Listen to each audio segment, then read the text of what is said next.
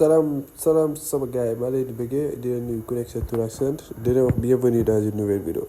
boo leen tey vidéo tey bi rek voilà vidéo très spéciale vidéo bi xam ne voilà ñu bëri ñu ma koy laaj ci commentaire yi moo tax ma def vidéo tey voilà vidéo bi tey nag dama leen wax lu tax ngeen war a utiliser commande intelligente bi voilà te boo leen bëggee xam lépp loo xamante ne voilà am na rapport ak commande intelligente maa lay wax nga seetaan vidéo boobu jeex tàkk ba pare. nga ba noppi nga like vidéo bi partagé nga abonné wu et tout surtout gars yi like leen vidéo bi like leen day tax yeneen sénégalais yi mën a seetaan samay vidéo YouTube bi da koy partagé voilà day tax di gën a publier affaire yi yeneen sénégalais yi mën a seetaan vidéo bi donc gars yi like leen baax a baax pour vidéo bi mën a jëm kanam et aussi dee leen sa abonné ndax seetlu naa ñu bëri ci chaîne bi dañuy seetaan vidéo yi te duñ abonné wu ñoo xam ne yàgg nañ seetaan samay vidéo te abonné wu voilà gars yi abonné leen bokk loo leen di xaar ok je pense que léegi mën nañ commencer gis ngeen action yi ngeen gis nii yëpp voilà commande intelligente moo permettre léegi nag dama leen wax avantage yi ba pare comme nii xaar leen moo wax leen avantage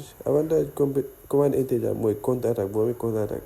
genre am na passe yoo xamante ne gis ngeen comme action bi ji nga passe bi nu nga ko passé normalement bu dee amu ko woon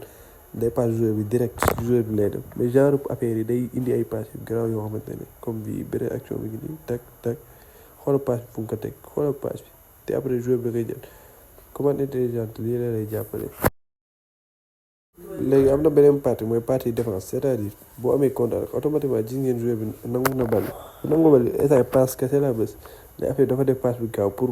contre bi mën a gaaw xam nga ni ma am na défenseur que duñu am temps replacé wu quoi. en plus loolu day tax jeu bi day accéléré et tout voilà comme action yi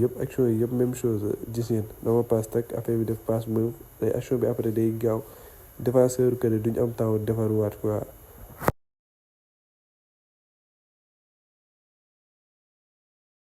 genre comme action yi nii booy transversal noonu la lay arrangé ji nga instant bi nii comme d'habitude boo transversal day boo seetloo da ngay transversal ba pare joueur que day daw am temps dem ba ci kooku pour jéem a récupérer bal léegi avec commande intelligente boo bësee transversal tak da ngay passe tir moom léegi affaire bi day gaaw tellement ba que les joueurs bi duñ mën a dem beneen avantage mooy aussi mooy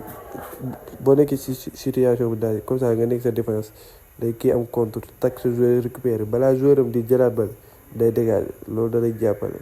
mais da ngay libérer aussi danger bi quoi léegi mën nañ dem ci voilà problème yi mooy inconvénient yi. en fait comme action bii nii ni ngeen gisee nii comme profondeur laa bëggoon ci suuf day normalement ci suuf laa ko waroon def après passe day normal mais affaire bi da koy def ci kaw ba nga xamante ne doo mën a sax yow football normal loolu daal moo ci problème loolu kese